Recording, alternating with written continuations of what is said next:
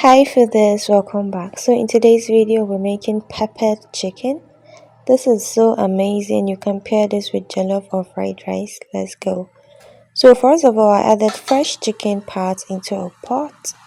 I'll add some onions, ginger, whole garlic, curry, salt, thyme, a fresh rosemary because I have the plant, and some ginger and garlic powder, some seasoning powder.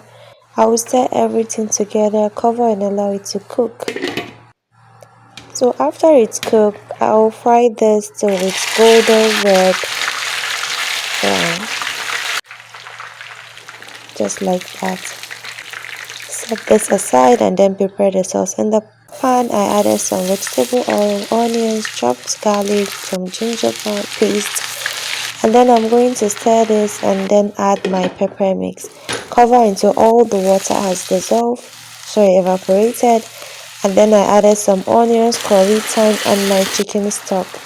Adjust your seasoning, cover it, allow it to simmer, then you add your fried chicken. So coat this chicken with the sauce very well, add some spring onions and cover it, allow it to simmer for another 5 minutes, and your pepper chicken is ready.